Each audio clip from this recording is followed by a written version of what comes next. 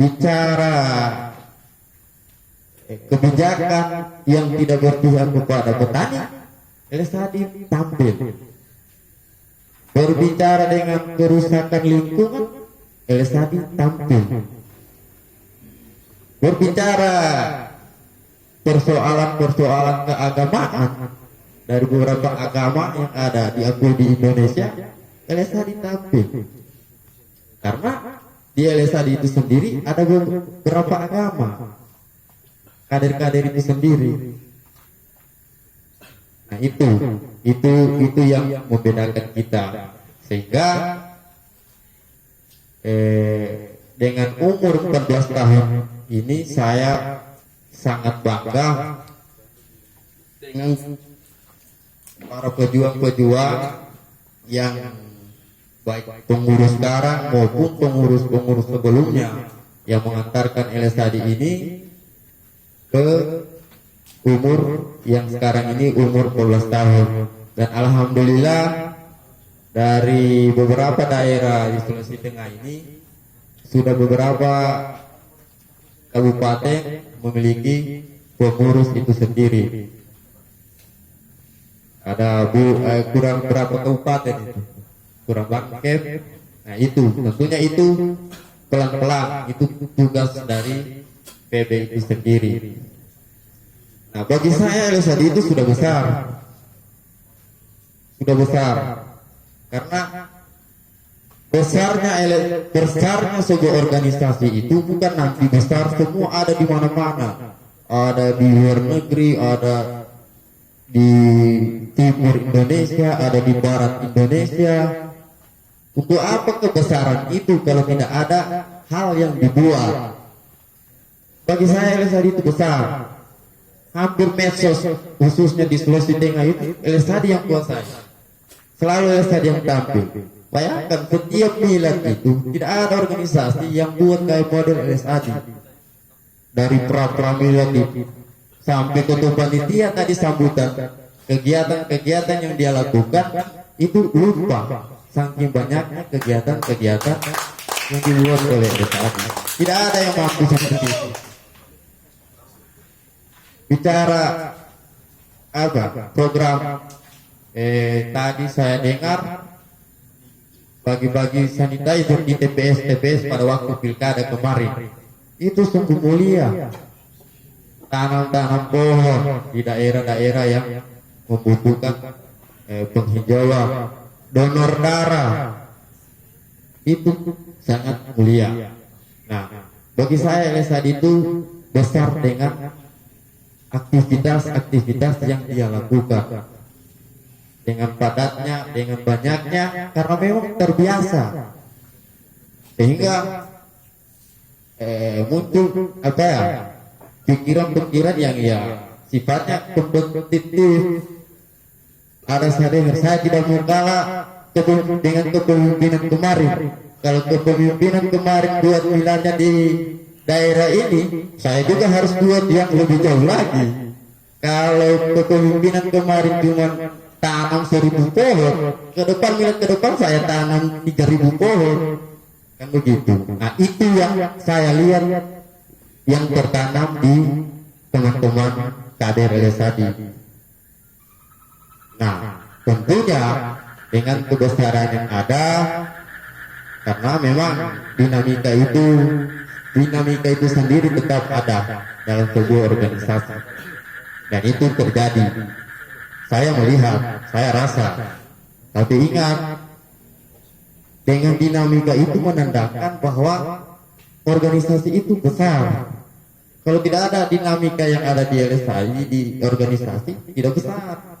Nah, cuma kadang teman-teman tidak mampu menyikapi, tidak mampu memberikan solusi dengan dinamika yang ada, khususnya dinamika di internal itu kadang yang teman-teman belum sampai ke situ cara berpikirnya.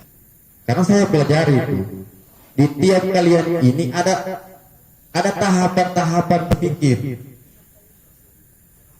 Maksudnya ada yang kalian belum sampai berpikir ke tahapan yang lebih di atas. Nah itulah harus banyak diskusi seperti yang disampaikan ketua umum dalam sambutannya tadi itu ya, bersinergi, tidak bisa langsung mengambil keputusan.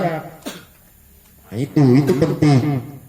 Dan ingat, dengan kebesaran, dengan kehadiran teman-teman di LSHD itu, jangan santai, jangan merasa kalian yang lebih aktif, kalian yang lebih eksis. Tidak sedikit juga orang yang akan memusuhi kalian, tidak sedikit juga di luar sana yang tidak suka kalian. Ya caranya ya harus sakit dari dalam. Ketika ada virus-virus dari luar, kadang kalian tidak sadar, sehingga ikut-ikutanlah, merasa nyaman, sudah merasa ini, akhirnya ujung-ujungnya cuma jadi sampah juga. Padahal ada wadah, ada rumah sendiri. Apa yang kalian lakukan? Ngapain mau ikut orang yang tidak jelas di luar sana, yang tidak satu rahim dengan kita, tidak satu ideologi dengan kita. Hari ini kalau ikut masih merasa nyaman, tunggu berapa bulan ke depan, pastinya kau akan jadi rendah. Ya, kita di Dewan Pembina ini selalu berpikir bagaimana besarkan kalian semua. Cuma kadang ada segelintir teman-teman, ya itu tadi, karena tahap berpikirnya belum sampai ke situ, dia sudah menyimpulkan. Nah itu, padahal kita inginkan kalian ini akhirnya sudah besar di LSHD, ketika mengambil sikap ke yang lain, akhirnya jadi kecil, bahkan jadi pudar ke depan. Nah itu, padahal ada rumah sendiri. Nah, contoh Kabupaten Bul ini baru berapa tahun kemarin melakukan musda. Nah itu yang harus dipertahankan, kesolidan dengan teman-teman. Adapun persoalan-persoalan yang ada, ya selalu diskusikan. Jangan cepat mengambil kesimpulan, jangan merasa paling pintar, paling berpengalaman, sehingga kalian simpulkan salah, oh ini yang benar. Diskusikan, karena belum di tahap itu kalian berpikir, sehingga mudah sekali terlena, tergiur, mudah sekali. Nah itu yang saya perhatikan. Jadi ke depan Kabupaten Bul harus lebih ini lagi, khususnya sinergitas antara pengurus. Nah, karena ketua umum itu putra daerah Bul.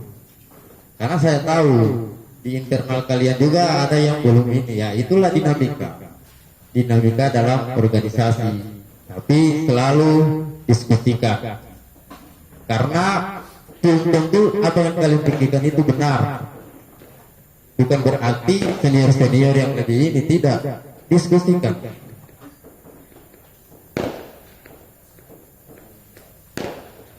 Ya, sekarang sudah ada suara-suara petasan. Jadi agenda biasanya juga kita di pergantian tahun itu biasa potong tumpeng atau potong kue ulang tahun. Berhubung masih ada pemateri selanjutnya, ya mungkin harapan kita juga di Dewan Pembina kalian tetap solid. Apapun itu persoalan yang ada, tetap harus namanya perkumpulan ini kan di situ ada nilai persatuan, nilai kebersamaan. Nah itu nilai itu yang harus kita jaga untuk bagaimana kita tetap kuat ke depan. Ya mungkin itu saja yang saya sampaikan dulu, karena berhubung waktu juga sudah di pukul 23.14, karena masih ada pemateri selanjutnya. Mungkin itu saja. Billahi taufiq wal hidayah. Wallahu musta'an. Assalamualaikum warahmatullahi wabarakatuh.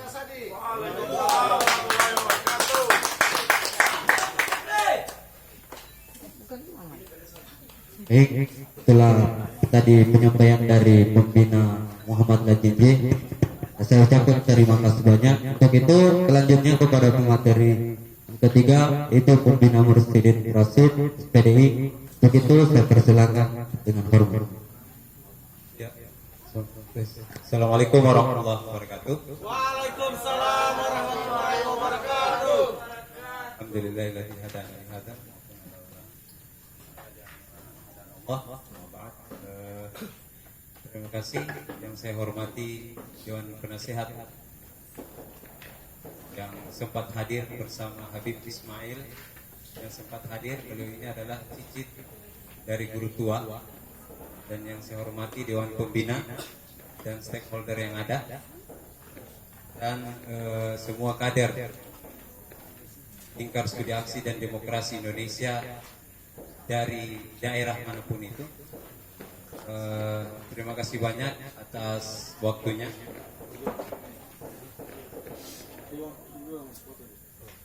Jadi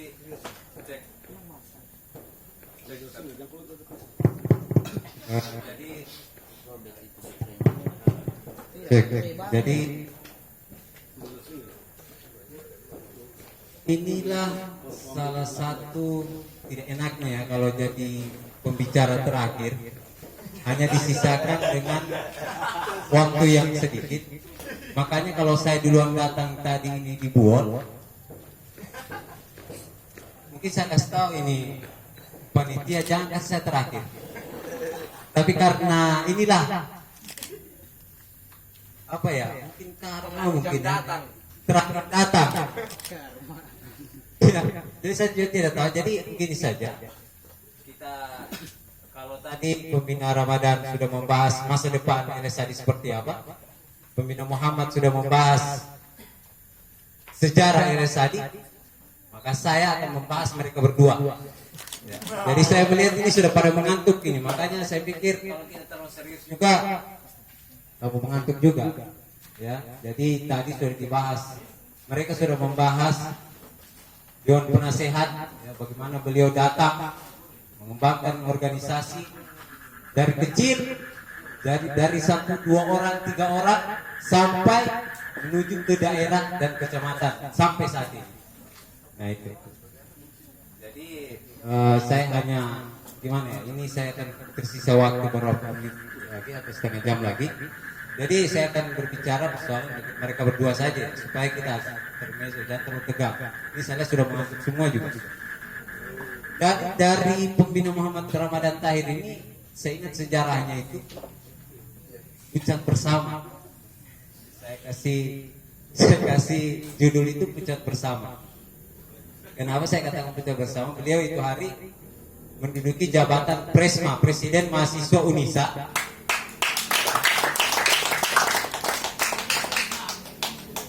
Saya pada saat itu Ketua Umum LSAD 2014-2015.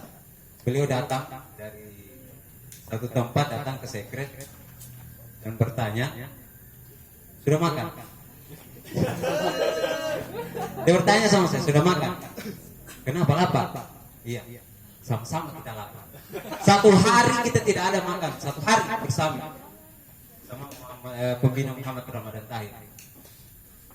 Jadi ini tragis ya, maksudnya kita punya kisah yang unik di organisasi itu, punya kisah yang unik sehingga kita mampu berdiri bersama dan sukses bersama. Ya. Itu dari kisah dari pembina Muhammad Ramadan Tahir. Waktu itu menduduki jabatan yang strategis dan saya juga menduduki jabatan ketua